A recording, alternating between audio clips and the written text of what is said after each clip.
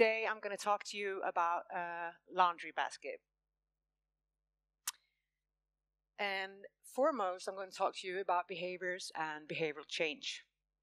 I'm an organizational psychologist, and I've learned by experience that behavioral change is the way to go if you want the change to last. And it doesn't matter if I work with individuals, groups, or big companies. The formula stays the same. So, this is my laundry basket. It sits in my bathroom, as I think it does in many people's homes. And there's nothing strange about this picture. But this is strange, right? Someone has obviously behaved in a way that I don't like. And we often talk about personalities, but seldom talk about behaviors. And why is that? Is it because behaviors are more boring than personalities? I'll get back to this later. The laundry basket is just a symbol for unwanted behaviors, right? It could have been misplaced coffee cups, or coming late for a meeting, or reports delivered way too late. I see all kinds of behaviors in companies, both in leaders and in employees. And when you employ someone, you tend to do it because of their personality. But you also let them go for the same reason. How is that even possible? When we consider personality traits, we often look at the characteristics in a person, yeah?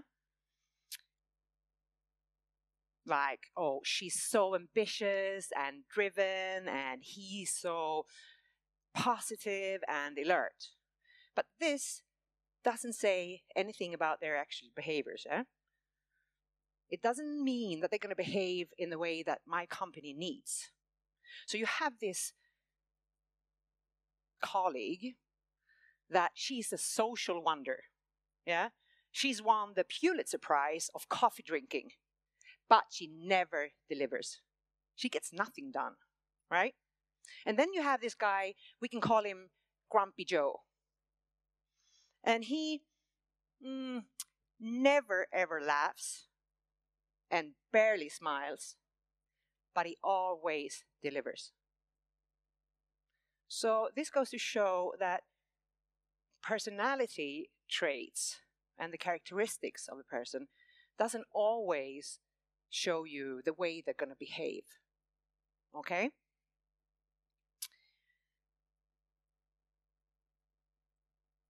When you want to look at behaviors, you need to find a way to pinpoint these behaviors. And it's not easy. First, you need to know, what is a behavior? Okay? A behavior is what a person says or does. Only that. Nothing more, nothing less. Okay?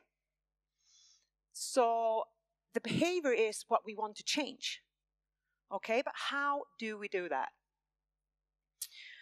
Okay, I want you to picture this ice cream factory. One day the CEO calls me and he says, well, he's a bit worried and confused because the production has gone down and he doesn't realize why. You know, everything's the same. All the staff are there, no one's ill, no one's on vacation. So he asks me to help him to figure out what the problem is. So in an ice cream factory, we have a lot of behaviors. Okay? There's John. And he is the manager of this factory. I mean, he's the guy that makes sure everything is, runs smoothly. And so every day when John goes to work, he starts his day by climbing up the ladder. Up he goes and he puts a lot of ingredients into this big, huge tank. And he also checks the temperature. Well, he makes sure everything is all set for production. Then he goes down and he oversees the process in the line, right? You have people there making sure that the workers have what they need to be able to, well, pack the ice cream, okay? Boxes, cones, and whatnot. And the workers need to be very fast. It's a delicate process. The ice cream is still soft, so you have to pack it carefully. And I'm there and I'm looking at the process, observing the process, and I just can't see the behavior that is wrong. Okay? I mean, where is the behavior I need to change for the CEO to get really happy again? Yeah? So I clock the process. And what I see then is that they run approximately 3 minutes late compared to normal. And that's a lot of ice cream, right? So I still don't see the problem. I just can't see the behavior, yeah? But I'm starting to talk with the people, and I have this long conversation with John. And suddenly he realizes that the ladder that he uses to climb up the tank has been put in a room behind the tank. So every morning he's had to go and get it. Hence the 3 minutes, right? Okay? It turns out that the cleaner of the factory has put the ladder in the room behind the tank so that she would be able to clean better. This goes to show how important it is to find the right behavior. Yeah?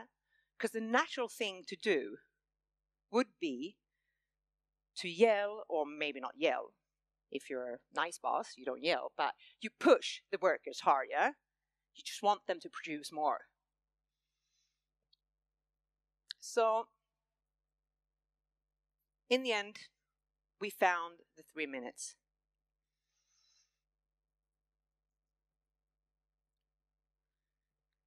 Let's get back to the laundry basket. The mystery of the laundry basket. My 18-year-old son, he goes into the bathroom every morning to have a shower. Okay? That's nice. He takes his clothes off and he puts them next to the basket. Well, he doesn't put them inside the basket, but next to it. Okay? So I've yelled at him time and time again for this behavior. I've told him the purpose of this laundry basket. I've said, it's here. It's here for a reason, you know. You take your clothes, you put them in. But with no success.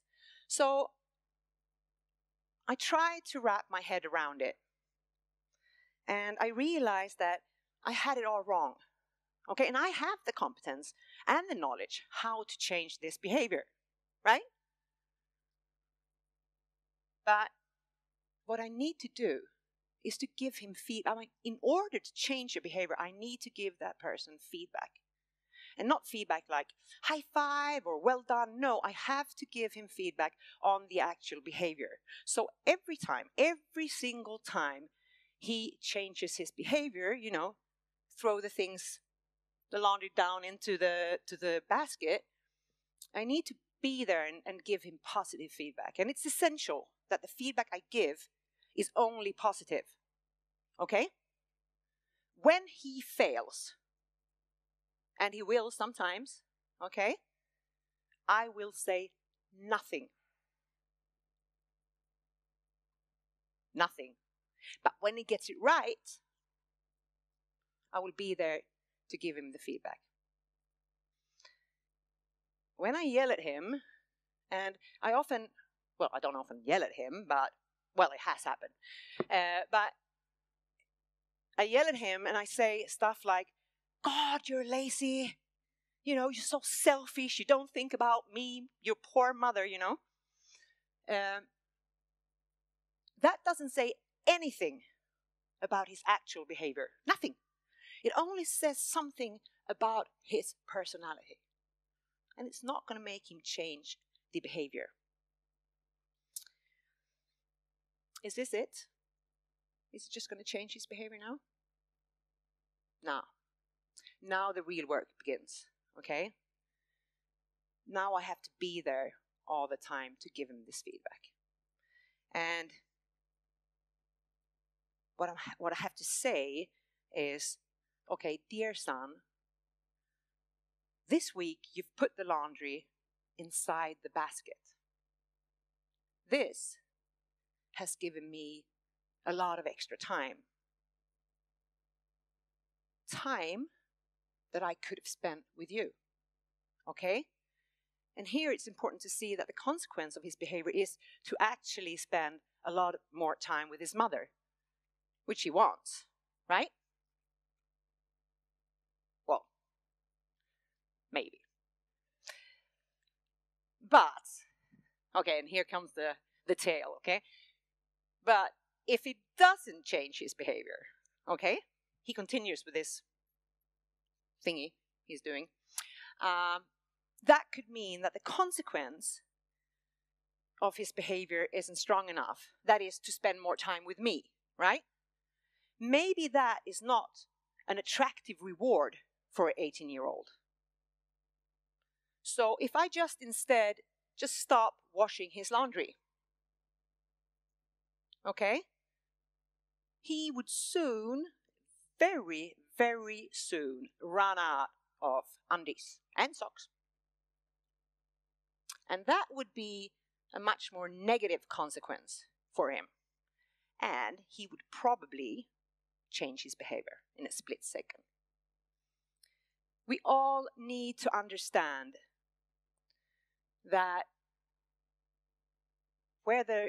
that the consequences are important, and whether it's to do with spending more time with your family or with your, I don't know, your son, and or have a happy marriage or a healthy organization, the consequences are essential, okay? You need the consequence to change your behavior.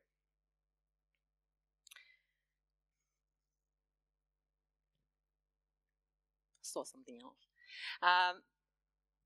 Okay, so let me give you an example from a workplace, okay? We have this group, a project group of 7 people, and they have a really tough deadline. Okay, they're pressured, they need to get this done, and so they have a weekly meeting.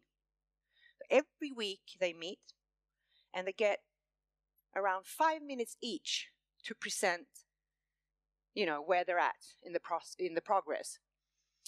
And the meetings need to be effective, okay? And so you have this person, we can call her Karen, okay? Karen tends to come late almost every single week to this meeting. And of course, this creates frustration within the group, okay? And because it affects the whole project, it affects the deadline, yeah? Because you have to, like that, and in the end, it's going to affect the company negatively. So the group members tell Karen that they would appreciate if she could be on time. And they also remind her of their tight time schedule. Okay, fine. Would she be on time? No. She continues being late. Why does she do this? Why does she continue with this behavior? Because the consequence hasn't been negative enough. There has been no consequences to her behavior, yeah? She still gets her 5 minutes presentation every week, and she saves time. You know, she can sit there and, okay, give me 10 more minutes and I can send this email and I can, you know, and then she goes into the meeting and everything is. So it's very, very important to see that the consequence needs to be strong enough, right? Okay, so instead the consequence could be that she misses out on her 5 minutes. Yeah, the project will be affected, and she will maybe in the end be fired. Okay? So the consequences are very, very important. Without consequences, no behavioral change. The most amazing thing about working this way that I do by changing people's behaviors is that behaviors are measurable, right? And I love to measure stuff. When you can measure something, when you can keep count, you know for a fact that a change has been made, right? So let's, for the last time, return, wow, to the laundry basket, okay? I could indeed see a change in my son's behavior by him increasing the number of times he actually put his laundry inside the basket. Okay, so what I want you to remember is, first, you need to pinpoint what behavior you want to change, right? Second, you need to give feedback to the person on that behavior and on the consequences of that behavior. Finally, you give positive feedback when the person changes their behavior, right? And voila, you have a laundry basket with the laundry inside. Thank you so much for listening.